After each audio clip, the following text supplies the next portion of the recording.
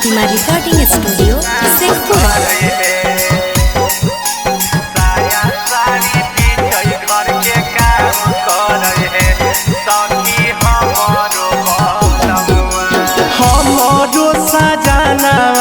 सुनगे सखिया तनी नहीं घर में आराम करे है।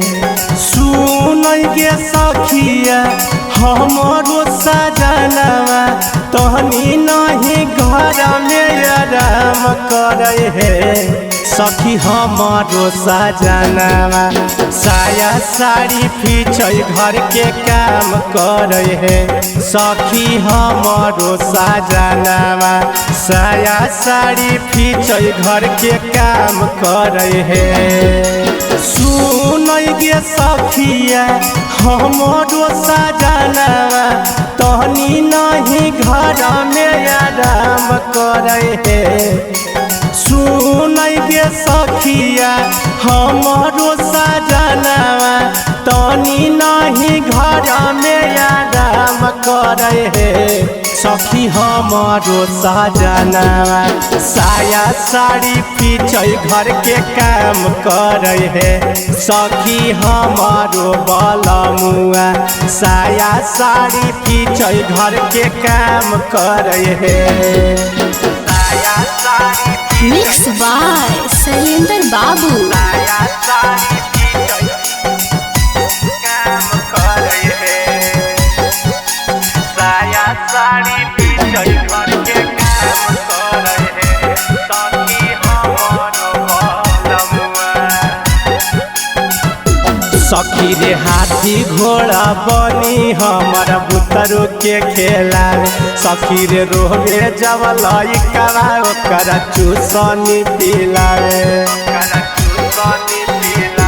सखी रे हाथी घोड़ा बनी हमारा बुतरू के खेला। सखी रे रोवे जब लइका ओकरा चूसनी पिलावे। सुनगे सखिया गरमी में जाते जदी घाम करे है। सखी हमारो बलमुआ सुनगे सखिया गरमी में जाते जदी घाम करे है। सखी हमारो बलमुआ साया साड़ी पीछे घर के काम करे है। सखी हमारो बलमुआ साया साड़ी पीछे घर के काम करे है। सखी हमारो बलमुआ साया साड़ी पीछे साया साड़ी पीछे काम करे है। साया साड़ी पीछे घर के काम करे है।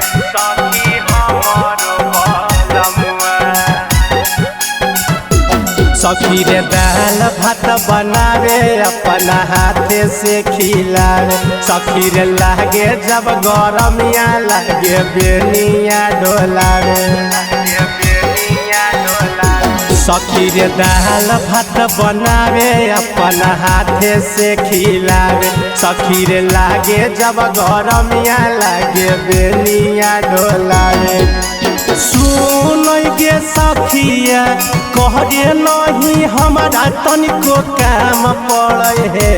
सखी हमारो सजनवा सुनगे सखिया कहगे नहीं हमारा तनिको काम पड़े है। सखी हमारो सजनवा साया साड़ी पीछे घर के काम करे है।